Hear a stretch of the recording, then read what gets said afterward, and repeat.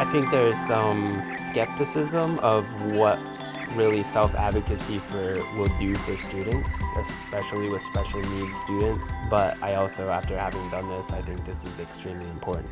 I think it's important for students to be involved in their IEP because they need to know what they need.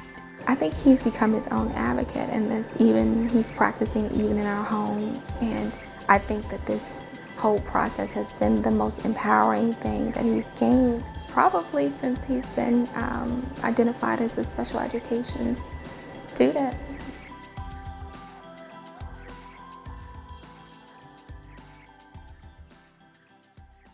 I had a student who was repeating a grade, and they were making the same types of choices that they made previously that caused them to repeat the grade. And so my idea was maybe if she participated in her meeting and became aware of these goals that we were creating for her, that would be motivation for her. It was ultimately a really good thing for her. It's absolutely essential, actually, for students to participate in student-led IEP meetings. They might know that their parents come to school and attend a meeting. They certainly recognize that they have deficits, but I don't think they fully understand what an IEP is and what that means for them as a learner. If students begin to participate in their IEP team meetings as soon as they have an IEP, they will learn that they're entitled to certain provisions as outlined on their IEPs.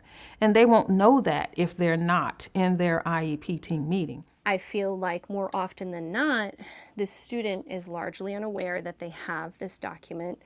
They are unaware of the legal rights that they have, and they don't communicate with their parents about the fact that they have an IEP or they have a learning disability. Sometimes as parents and as educators, we're hesitant to tell a student they have a disability. We think it might affect their self-esteem. But in fact, they already know that they have struggles. And so part of our job is to educate them. Jabez, how did you know about your IEP? Well, my mom just told me that I have an IEP, but I didn't know what it was about. And Jamin, how did you know about yours? My mom told me, and my teacher, Miss Mom. So when we were beginning this project, I wanted to make sure that students knew or had examples. So one of the things I wanted to do, or I thought I could do, was make sure that it was not text-rich, but provide a resource for our students where they could see another student in a classroom and say, hey, some of those characteristics are some of the characteristics that I have, and they could better understand their disability. Unfortunately, those resources do not exist. Yeah. The barriers for the student-led IEP demonstration project is that we haven't done this before. There are some pockets of schools who have been supporting students in this way, but we're looking at a shift for the entire District of Columbia. So you have to have buy-in from school administrators, parents, the general ed educators, as well as the special education folks. So this is going to be a team and a group effort to make sure that it's successful. Marnay, I heard you read in your letter that one of the subjects that you really enjoy is reading. And so I wanted to hear a little bit more about how you feel you've grown in reading this school year. I'm on a team with the student. They're a general education teacher, any service providers, if they counseling or speech, and their parents. And I would say that I work closely and try to be in communication with them as much as possible. Through this whole process, I've learned that as an advocate for him, my job is to educate him, to educate the people in the room in regards to him, and also absorb as much education about the process I can so I can better serve him. The world of education has its own language, and if you're not taught to understand that language, you always feel like an outsider. So to really allow me as a parent to be a part of the team, make sure that I understand what you're talking about, that I really do get the process and I get what those terms mean. Because once that happens, then I can really make some informed decisions, and the same for the young person. I think when you use the big intellectual words, it's very difficult for the kids in the room to understand. But if you say, you know, person has difficulty reading word problems, that he can understand, instead of saying person has difficulty with reading comprehension and cognition. that's difficult to understand. I've been in meetings where the teachers and the related service providers almost acted as though the student wasn't there. They would be like, oh, well, Joe is not doing so well, and they're talking to the parent. I'm like, Joe's sitting right there. How about talking to Joe? And, engaging him in the conversation. So I think it's really important that the meetings, if the student is there, that those are student-centered meetings. It's like a meeting for your parents to know what you need, what your improvements that you need. Just your parents? No, and your teachers. And you. No, you, Diamond. It's about you. And me. Yes.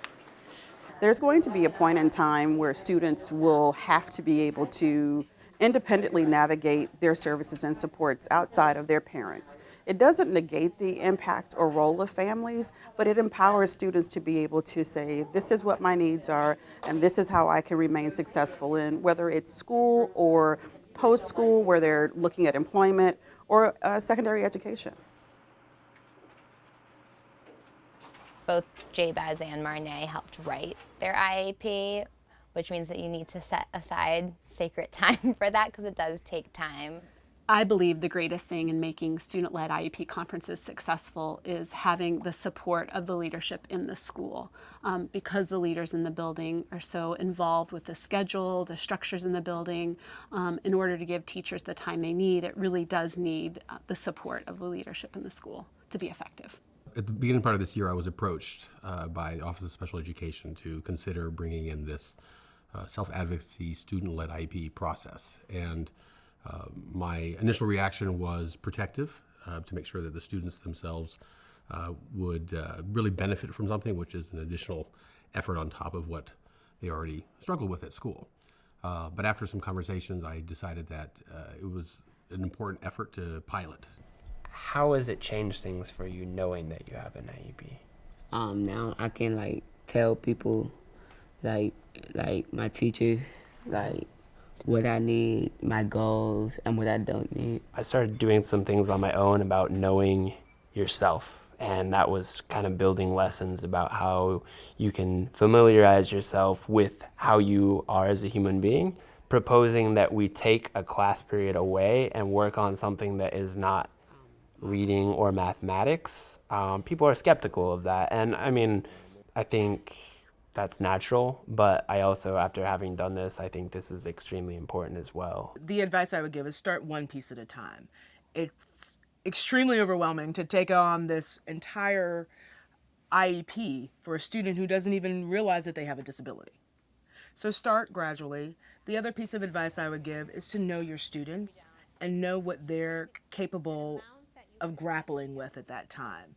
So if you're informing them that they have a disability while trying to get them to look at accommodations, that may just be too much for their plate. For younger students, you can start with a small step of just having them introduce everyone who's at the table, or just having them talk about the things that they like, both in school and out of school. I like math the most because it's fun and I have really great time in math. As part of the invitation to IEP meetings, there's a student invitation letter, and it has some guiding questions. So we just started with using those guiding questions and having that conversation with students. Don't be afraid to have a student answer questions, show a PowerPoint. It really empowers the student, and ultimately it's better for them in the long run because they're able to practice those self-advocacy skills. They're able to really dictate what their wants, their needs, and you really see a change in the student. They're able to say, these are my strengths, but I do have some weaknesses, and here's what I need in the classroom that will help me be the best me that I can be.